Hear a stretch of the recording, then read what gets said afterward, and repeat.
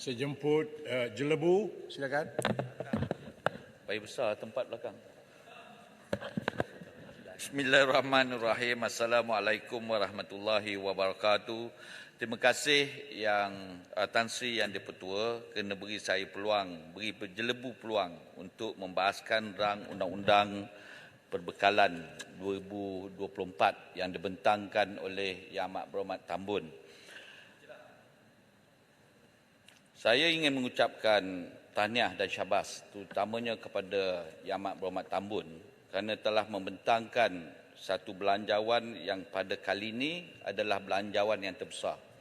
Yang Amat Berhormat Tambun berani membentangkan belanjawan terbesar dalam keadaan ekonomi negara yang kita semua tahu. Tetapi oleh kerana semata-mata untuk memastikan pembelaan dan kesejahteraan kepada rakyat diberikan keutamaan, maka pembentangan yang sedemikian rupa diharapkan dapat memberikan manfaat 100% kepada rakyat.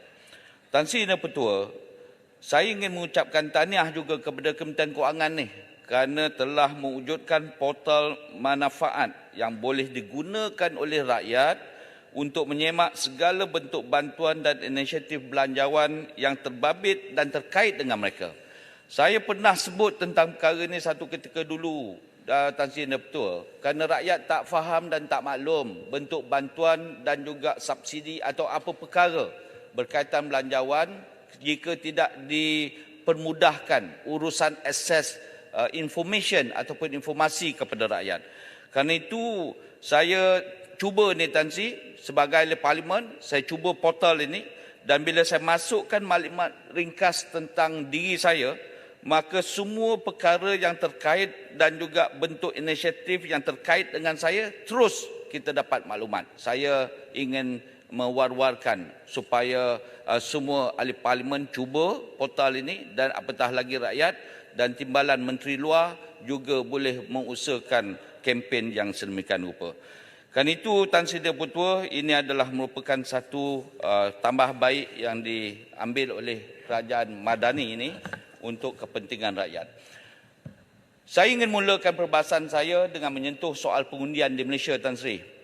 Pilihan raya umum yang ke-15 adalah merupakan PRU yang pertama selepas kita meluluskan RUU undi automatik ataupun undi 18 pada 16 Julai 2019 di dalam Dewan Yang Mulia ini. Namun begitu, saya ucapkan kerana proses ataupun kelulusan undi 18 ini telah memberikan pelbagai reaksi dan juga manfaat kepada proses pengundian dan juga kepada proses kebebasan hak memilih seawal 18 tahun. Yang penting kepada kita ialah pengundi muda tak boleh kita nak tentukan mengundi di satu-satu lokaliti tertentu. Ia mengikut keputusan ataupun mengikut IC, alamat kad kenalan yang termaktub dan juga yang telah didaftarkan. Sebelum saya sebut soal ini, Tan Sri, saya nak ucapkan tahniah dan syabas kepada polis dan tentera. Polis dan tentera ini mempunyai jasa dan peranan yang sangat tinggi dalam menjaga keamanan negara dan juga ini tidak boleh tidak kita pertikai dan kita harus terjemahkan rasa penghargaan dan terima kasih kita kepada polis dan tentera ini. Cumanya Tan Sri, buat ketika ini pelatih-pelatih polis dan juga mereka yang berada di kem-kem askar ni Tan Sri Yang Di-Pertua akan mengundi di mana lokasi dan lokaliti pusat latihan atau kem mereka berada. Saya ambil contoh di beberapa kawasan parlimen. Kalau di Negeri Sembilan kita ada kem tentera di beberapa daerah dan DUN. Di Jelebu kita ada pusat latihan polis Air Hitam. Dan saya nak bagi tahu kepada Dewan Yang Mulia ini, kalau contoh di pusat latihan Air Hitam ini, kita ada beberapa kategori. Ada pelatih regular akan menjalani latihan di sini dalam tempoh 6 bulan dan bagi pelatih sokongan pula akan menjalani latihan bagi tempoh 4 bulan. Di setengah kawasan kem latihan ni Tan Sri, jumlah pelatih sama ada tentera atau polis mempunyai jumlah pengundi ataupun jumlah peserta pelatih yang agak signifikan yang menjadi pengundi di dalam DUN dan kawasan yang berkenaan yang boleh jadi penentu kepada kemenangan mana-mana parti yang bertanding. Maknanya kalau jumlah dia 600,000, 1,000 itu boleh menentukan dan mengatasi jumlah pengundi yang berada di dalam DUN yang berkenaan. Saya beranggapan situasi ini adalah tidak adil kepada rakyat yang tinggal di kawasan tersebut. kerana pelatih-pelatih ataupun askar yang berada di kem ini, mereka bukan saja menetap di situ tetapi mereka berada bagi tempoh-tempoh yang sangat singkat dan tidak berada di kawasan DUN dan parlimen yang berkenaan buat selama-lamanya. Selepas selesai latihan mereka, mereka ini akan berpindah kem dan mereka tidak lagi berada di situ. Dan hal ehwal kebajikan dan pembangunan di kawasan tersebut juga bukan lagi menjadi urusan mereka. Bukankah itu pada saya tidak adil kerana orang yang hanya tinggal sementara dan menjadi penduduk di situ tetapi telah mendapat hak untuk menjadi penentu kepada siapa yang akan berkhidmat kepada penduduk di kawasan yang berkenaan. Di dalam proses pengundian di Malaysia, kita semua sedia maklum kita ada 3 jenis pengundi, yakni pengundi awal, pengundi pos dan juga pengundi biasa. Oleh itu saya ingin mencadangkan kepada pihak kerajaan agar pihak kerajaan dapat mempertimbangkan agar pengundi askar dan polis ini boleh mengundi di kawasan seperti mana alamat ataupun seperti mana yang tercatat di dalam kad pengenalan mereka melalui kaedah undi pos. Tan Sri Pertua, perkara yang kedua saya nak sebut ialah terdapat beberapa perkara yang ingin saya sentuh berkenaan dengan isu Felda. Untuk rekod Dewan, di kawasan Parlimen Jelebu kita ada 11 tanah rancangan Felda, di Negeri Sembilan ada 49 dan ada beberapa puluh lagi kawasan rancangan Felda di seluruh negara. Sebab itu banyak isu Felda yang berkaitan dengan Felda harus kita capai dan juga baik pulih ataupun untuk kita tambah value ataupun tambah kebaikan bagi kebaikan peneroka dan untuk generasi Felda yang akan datang. Antara perkara yang ingin saya sebutkan pada hari ini adalah berkenaan dengan Akta Penempatan Berkelompok JSC 1960, Tan Sri.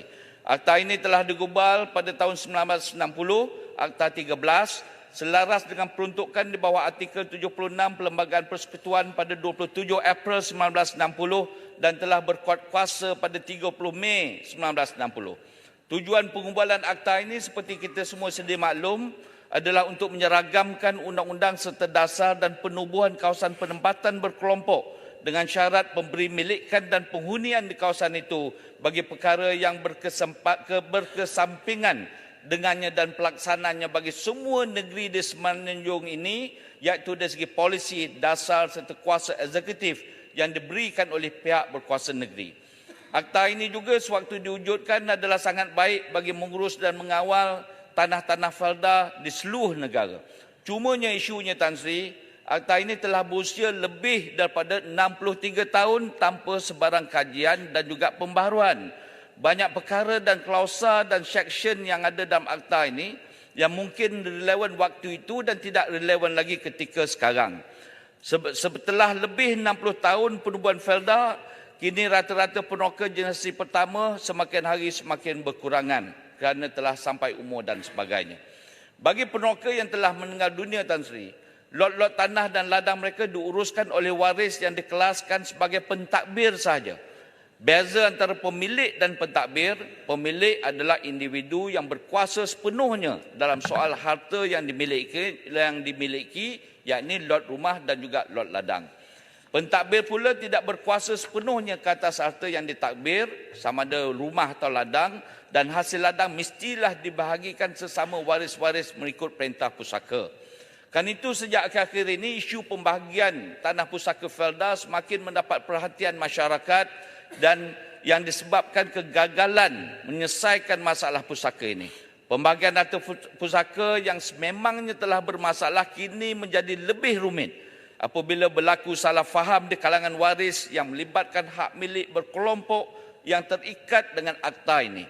Peruntukan yang sedia ada di dalam akta JSA pada ketika ini dilihat tidak mampu untuk dijadikan asas kepada penyelesaian masalah ini.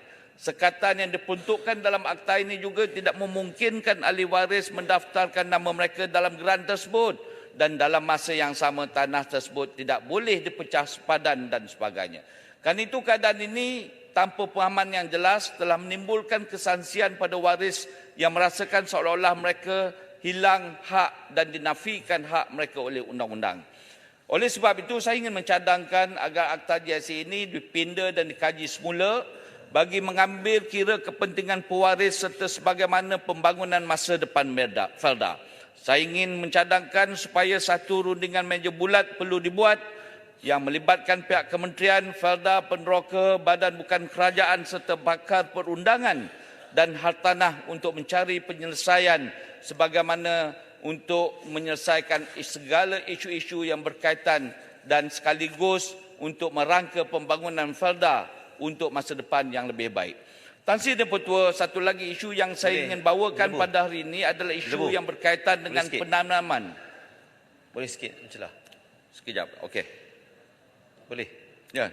Terima kasih Tan Sri Di-Pertua. Terima kasih Yang Hormat Lebu. Saya tertarik Tan Sri Di-Pertua berkaitan pindaan Akta GSA 1960. Saya nak bertanya kepada Yang Hormat Lebu, adakah Yang Hormat Lebu sedar bahawasanya di Dewan Yang Mulia ini juga telah dibentangkan Kertas Putih Felda, dan dalam Kertas Putih Felda termaktub pelbagai intervensi yang perlu dibuat bagi memastikan masa depan peneroka Felda, generasi kedua Felda terjamin. Dan boleh Yang Hormat Lebu nyatakan bagaimana harus kita dapatkan progres terhadap Kertas Putih Felda yang telah dibentangkan di Dewan Rakyat tempoh hari.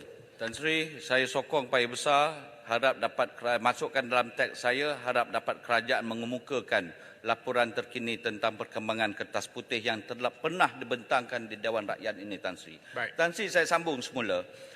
Isu yang berkaitan dengan geran penanaman semula sawit. Isu ini bukanlah hanya berfokus kepada peneroka sahaja, tetapi melibatkan lebih kurang 446,000 Tan Sri pekebun kecil dalam sektor sawit yang tak kira di bawah seliaan agensi ataupun persendirian, in total dengan izin. Geran ini bukanlah satu tabung yang baru, ianya pernah diwujudkan ketika zaman Kerajaan Barisan Nasional dulu, Tan Sri. Dan tetapi geran ini telah ditukarkan kepada konsep pinjaman dengan kadar faedah 2% untuk bagi tahun 2020. Dalam pembentangan belanjawan Yang Amat Berhormat Tambun tempoh hari, Yang Amat Berhormat Perdana Menteri telah mengumumkan bahawa kerajaan akan menyediakan insentif program tanam semula sawit dengan peruntukan 100 juta ringgit. Terima kasih Yang Amat Berhormat Tambun. Insentif ini akan ditawarkan secara geran dan pinjaman kepada 7,000 pekebun kerja sawit persendirian. Mewakili para pekebun kecil yang ada sekarang ini, saya ingin merakamkan ucapan terima kasih, namun beberapa persoalan dan juga cadangan ingin saya timbulkan supaya pihak kementerian dapat mengambil kira tentang perkara kebaikan tentang inisiatif ini. Yang pertamanya, Tan Sri, daripada 100 juta ini, berapa yang akan diberikan dalam bentuk grant dan berapa dalam bentuk pinjaman? Pertama, apakah kaedah pembahagian yang diguna pakai oleh pihak kementerian nanti? Kedua, yang ketiganya, Tan Sri, saya harap supaya pemberian geran penanaman ini semula dapat diberikan kepada pekebun kecil yang benar-benar memerlukan dan tidak diberi kepada pihak yang berkemampuan. Ini adalah kerana kos penanaman semula sawit semakin hari semakin meningkat. Sekarang ini dia makan jumlah 20 ke 25,000 untuk hektar. Saya ambil kira 25,000, Tan Sri, kalau peruntukan 100 juta, peruntukan ini hanya boleh membiayai kos penanaman semula untuk lebih kurang 4,000 hektar sahaja. Sebab itu kaedah pemberian geran ini perlu diteliti supaya semua ataupun seramai mungkin pekebun kecil mendapat manfaat. Saya ingin memberikan cadangan dan pandangan kepada pihak kerajaan supaya kerajaan memberikan keutamaan kepada pekebun yang membuat penanaman semula di bawah 3 hektar dibagikan dalam bentuk geran. Bagi penanaman semula yang melebihi 3 hektar, pekebun kecil ini boleh dialihkan untuk menerima pinjaman dalam bentuk pinjaman. Selain itu juga, saya ingin juga mencadangkan kepada pihak kerajaan agar tabung ini tidak bergantung harap sepenuhnya dengan dana kerajaan. Ini adalah kerana keadaan ekonomi dan juga bentuk bantuan kepada pekebun kecil yang semakin sedikit. Berdasarkan kepada statistik, Tan Sri, untuk rekod Dewan Rakyat ini, Jabatan Perangkat Malaysia bagi tahun 2022 sebanyak 3.78 juta tan minyak sawit mentah dengan nilai 19.77 bilion telah diekspor ke luar negara. Selain daripada itu, produk berasaskan sawit yang terdiri daripada minyak sawit, isi rong sawit, elokemia, produk sawit yang lain ataupun hampas isi rong sawit adalah sebanyak 22.75 juta tan dengan nilai 118.12 bilion juga telah diekspor keluar negara bagi tempoh yang sama, iaitu bagi tahun 2022. Saya minta sambung sedikit Tan Sri ya. Jika dicampur Tan Sri, kedua-dua ekspor ini nilainya adalah 137.89 bilion. Kalau semua syarikat mengekspor minyak sawit mentah dan hasil sawit ini menyumbang 0.01, bukan 0.1, bukan 10%, tidak. 0.001% sahaja ke dalam tabung tanam semula ini sebanyak 137 juta dapat kita kumpulkan bagi tempoh tahun berkenaan, iaitu bagi tahun 2022. Saya anggap pendekatan ini adalah merupakan pendekatan win-win situation dengan izin di antara semua pihak, sama ada pihak kerajaan, swasta maupun pekebun kecil. Semua main peranan supaya dapat manfaat daripada pengujutan tabung ini.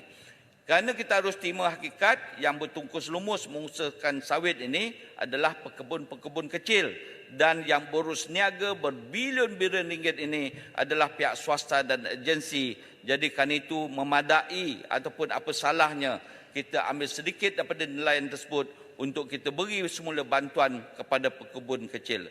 Tan Sri dan Ketua, sebagai poin yang akhir, saya nak minta izin sedikit kerana ini adalah perkara penting berkaitan dengan keterjaminan makanan.